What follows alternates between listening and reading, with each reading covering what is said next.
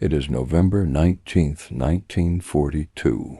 You are Jeffreiter Wilhelm Hoffmann, 6th Army, Wehrmacht. The Volga wind cuts through your greatcoat as dawn breaks outside Stalingrad. For weeks the city has been nothing but pulverized brick and frozen blood, factories without roofs, cellars packed with wounded, orders reduced to whispers passed hand to hand. You've stopped asking why the city matters. You only know that you are told to hold it at all costs. Before sunrise, the earth begins to tremble. At first it sounds distant, like thunder over the steppe. Then it grows louder, heavier, a rolling crash that does not stop. Soviet artillery, hundreds of guns firing at once. The shells fall behind the German lines, not on Stalingrad itself. That detail is wrong, but no one understands it yet. You grip your carabiner 98K and press into the trench wall. Mud and ice smear your gloves. Men look at each other without speaking. The bombardment continues, measured and deliberate. This is not harassment fire. This is preparation. Reports arrive in fragments. Soviet tanks spotted north near the Don. Romanian units falling back. Telephone lines dead. Runners don't return. Officers argue in low voices. Maps spread over ammunition crates. By midday, the horizon is black with smoke columns. The radio crackles, then goes silent. Somewhere to the north, entire divisions are being torn apart. Hoffmann writes later that the noise never stops, that the sound presses on the brain until thought slows. Snow begins to fall. Orders finally come. Hold positions. No retreat. No maneuver. 6th Army remains fixed in the ruins, while the Soviet pincers move unseen behind it. You realize something is different when refugees German soldiers start moving east instead of west, exhausted, without rifles, faces gray. One of them says a single word before collapsing in the snow. Encirclement. No one corrects him. No one reassures him. Everyone already suspects. As darkness falls, the temperature drops below freezing. Ammunition resupply does not arrive. Rations are halved. The wounded freeze where they lie because moving them is impossible under fire. Hoffmann stands watch that night, staring into the black emptiness beyond the ruined factories. The Volga reflects faint artillery flashes like distant lightning.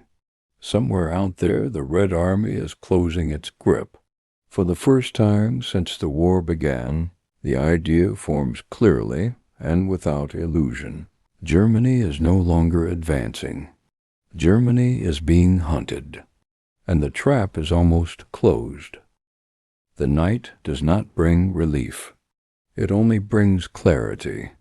By morning, November 20th, the rumors harden into fact. Soviet forces have broken through to the north and south. The Romanian 3rd and 4th Armies thin, under-equipped, have collapsed under tank assault. Operation Uranus is no longer a whisper. It is reality. You learn the word, officially at a shattered command post near the Red October factory. Eingesollt, encircled. 6th Army, more than 250,000. Men now sits inside a widening ring of Soviet armor and infantry. General Friedrich Paulus orders all units to hold ground. Berlin responds with assurance. Supplies will come by air. The Luftwaffe will sustain you. The men laugh without humor.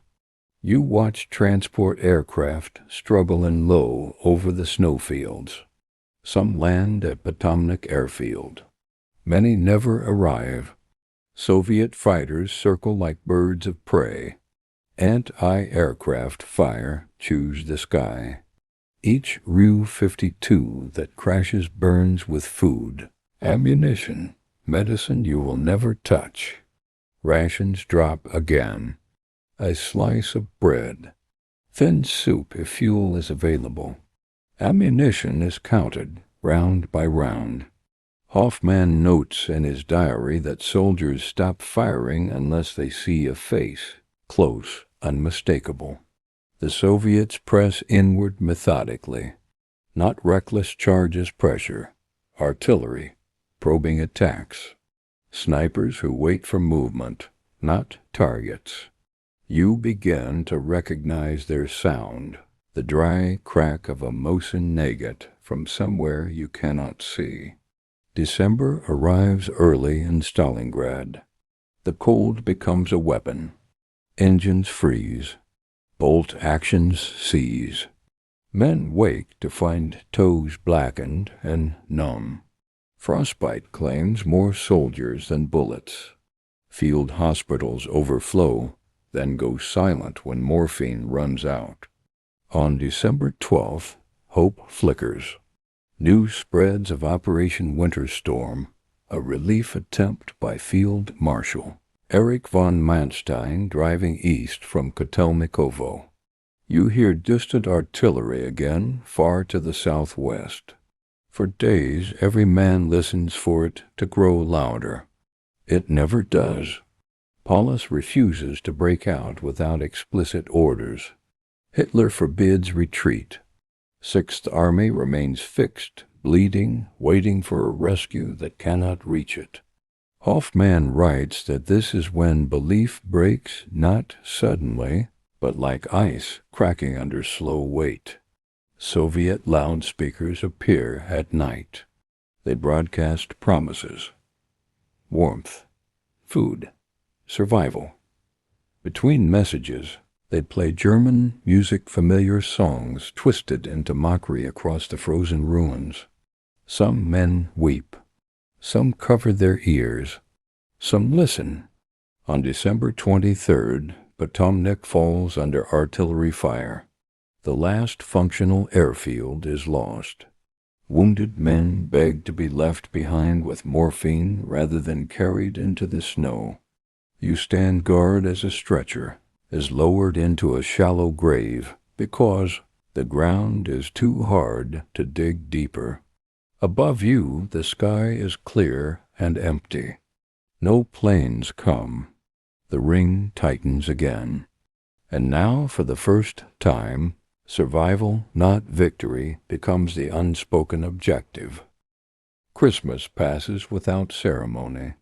December 25th, 1942. There is no tree, no hymns, no mail, only silence, broken by artillery that now lands closer, heavier, more confident. The perimeter has shrunk. Entire sectors are abandoned, not by order, but because there is no one left to hold them. Hoffman's unit is reassigned again closer to the city center. Every movement is under fire. Streets are crossed at a run, one man at a time, because snipers have learned the rhythm of German caution. Hunger changes the men. Conversations stop. Jokes vanish. Soldiers stare at nothing for long minutes, conserving energy. Horses are slaughtered when found. Leather belts are boiled for soup. Frozen bread is chipped apart with bayonets. Hoffman writes that chewing becomes painful when gums bleed from malnutrition. Ammunition is nearly gone. Orders now emphasize fire discipline. Do not shoot unless certain. Do not waste grenades. Machine guns are silent most of the time, saved for attacks that everyone knows are coming. They come on December 28th. Soviet infantry advances behind rolling artillery, step by step. Not charging, walking. T-34s follow where streets allow, crushing rubble, firing directly into cellars and windows. The city that once protected the defenders now becomes a cage. You fire your rifle twice, 3 times, then stop. The bolt is stiff. Your fingers are numb. A comrade beside you drops without sound, a single bullet through his helmet. No one looks at him. You step over the body because stopping would mean dying. Radio messages grow desperate. Units report strength in handfuls. Platoons reduced to squads. Companies reduced to names on paper. On January 8, 1943, the Soviets send parlementaires under white flags. They offer terms: surrender, medical care, survival. Paulus refuses. Hitler responds with a promotion. Paulus is made Generalfeldmarschall, a rank no German officer has ever surrendered with. The message is clear without being spoken. You understand, and that command no longer expects you to live. The Soviets resume fire with renewed intensity. Katyusha rockets scream overhead, their sound rising and falling like something alive. Entire blocks collapse. Snow turns gray, then black, then red again. By mid-January, the 6th Army splits in 2, north and south pockets. Hoffman's unit is in the southern group, near the Univermag department store. The basement is a maze of wounded staff officers and radios that barely function. The air smells of smoke, decay, and sickness.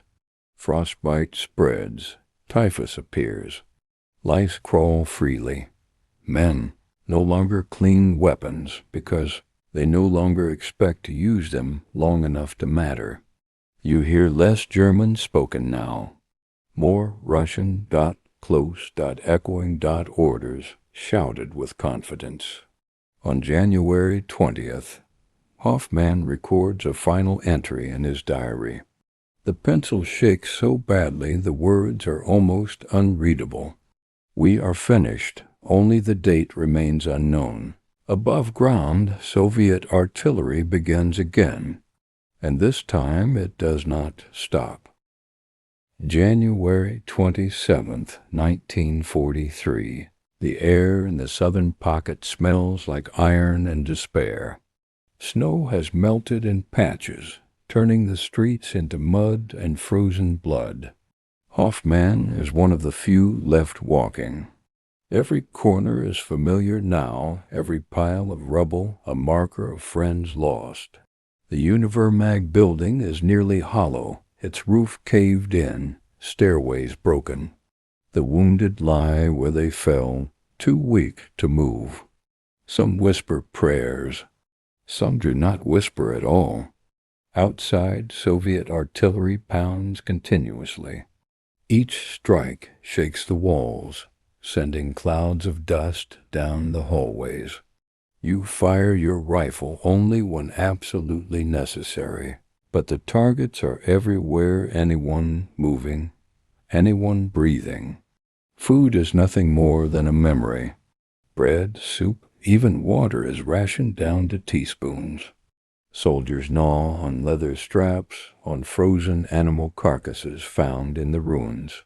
Hoffman keeps his carabiner close, not because it is effective anymore, but because it is all that separates him from death. The encirclement is complete. The southern group has no connection to the north. Paulus is in the same building, pacing, eyes hollow, orders clipped and hopeless. The air is full of tension, each breath hard, each glance a silent acknowledgement of impending doom. Outside, the Soviets begin a systematic sweep. They know your position. They know your strength or lack thereof. Every building is carefully mapped and shelled before an infantry advance. There is no mercy. There is only method. Hoffman observes a small group of Soviet soldiers entering a partially destroyed street. They advance deliberately, rifles at shoulder, scanning every window. Smoke curls from chimneys that no longer serve homes, only hiding places. You aim, but your fingers are numb, the bolt stiff, the mind exhausted. You cannot fire. The hours stretch. A comrade dies quietly beside you, frostbite combined with exhaustion. No one speaks. No one moves. The Soviet advance is patient, unhurried, but unstoppable. By evening, the perimeter contracts further. The southern pocket is cut into smaller sections. Each new collapse carries with it a psychological weight heavier than artillery. Every man counts losses silently: friends, equipment, hope. Hoffman writes one last note that night. We wait for a final order that will never come. I do not fear death. I fear the silence before it. The sounds of Soviet boots grow louder through the ruined streets. Somewhere in the distance, a rifle cracks. Then another. The ring tightens. And still, there is no surrender, at least not yet. January 28, 1943. Hoffman can no longer count the hours. Day and night have blended into one long stretch of cold and fear. The southern pocket is shrinking by the hour. Buildings that once offered shelter are now death traps, shelled repeatedly, crumbling around you. Rations have vanished entirely. You have nothing to eat. Some men survive on snow mixed with fragments of frozen bread.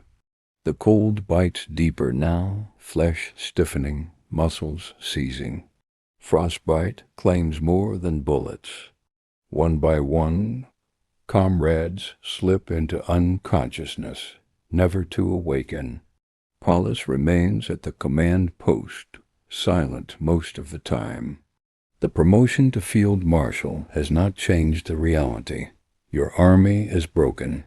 Supplies cannot reach you. Relief forces are hundreds of kilometers away and stalled. Communication is fractured. Morale is shattered. Outside, the Soviets advance with deliberate patience. Snipers crawl across streets, targeting anyone moving.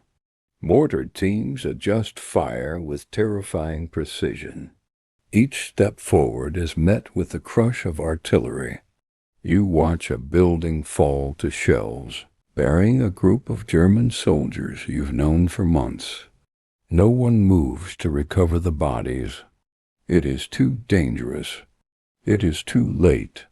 By February 1st, the cold has become a weapon itself. Men hallucinate. Frostbitten limbs turn black, then gangrenous. Every breath is painful. Every movement threatens collapse. Hoffman writes that the air smells of blood, smoke, and unwashed bodies.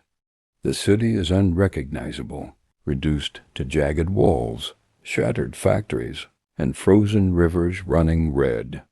The Soviets push closer.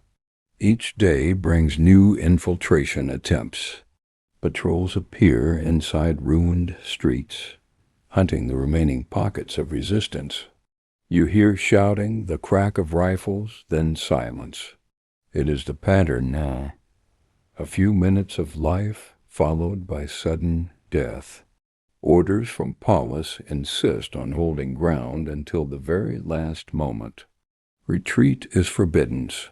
Surrender is unthinkable. The army is encircled, starving, freezing, but still expected to resist. Hope has evaporated. Survival is a mechanical instinct.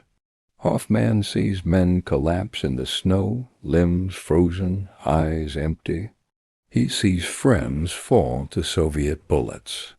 And he sees the inevitability in the eyes of his officers. Germany has lost Stalingrad. The fight is not heroic anymore. It is a countdown. At night he keeps watch. Silence stretches across the ruined streets, broken only by the distant rumble of Soviet artillery or the snap of a rifle. Somewhere to the north, other pockets are suffering the same fate. Death is methodical, inescapable, and yet no surrender comes. No order to die, homies? You wait, trapped in the cage of your own army, knowing each day that the ring tightens further. Snow falls again, soft at first, then in thick sheets, covering the dead, the dying, and the living alike. Each flake is cold, indifferent, a silent witness to the end. The final act of the siege is near. It is January 31st, 1943. Hoffman is on the edge of collapse. Hunger has hollowed his cheeks. Frostbite has claimed the tips of his fingers and toes. Every step is agony. Every breath feels like inhaling ice. The southern pocket is now a handful of shattered buildings, surrounded entirely by the Red Army. Artillery hammers continuously. Snipers wait in every corner. Movement is a risk, even to fetch snow for water. The cold has become absolute, unrelenting, a weapon as effective as any tank or rifle. Paulus is in his final office, a ruined corner of a factory near the Volga. He is silent, staring at maps that no longer matter. His promotion to field marshal is meaningless now. The men, once tens of thousands, are hundreds. The order to hold ground has transformed into a command to endure without hope, without reinforcement. Hoffman observes the last pockets of German resistance crumble. Officers give final instructions. Hold until surrender is unavoidable. Hold until the walls around you are gone. Some men whisper prayers. Some speak in fragmented German songs, a dirge for the dead. On the morning of February 2nd, the Soviets tighten the cordon completely. Artillery crashes continuously. The streets are littered with frozen bodies, German, Russian, unidentifiable. The air smells of smoke, decay, and iron. Every breath burns the lungs. Paulus finally orders surrender. The word is whispered down the line. Relief is no longer expected. It is over. Hoffman and the remaining soldiers step out of their ruins into the snow. White stretches as far as the eye can see, and across it the Soviet forces wait. There is no battle now, only a march into captivity. Each man is weighed down by frostbite, exhaustion, hunger, and grief. Hoffman's diary ends here. He writes simply, "We were not defeated by courage or skill. We were crushed by circumstance, by winter, by the cold hand of reality. And still we walked out alive, if only barely. The soldiers are herded into lines. Guns are lowered, hands raised. The camera of memory captures every face, fear, resignation, disbelief. The great city of Stalingrad is silent behind them, a tomb for an army. The war will continue elsewhere, but for Hoffman, for the Sixth Army, the battle and the illusion of victory is finished. The day Germany realized it had lost the war is frozen in each man's eyes, in each empty street, in each crater filled with snow. And somewhere in the ruins, silence finally falls.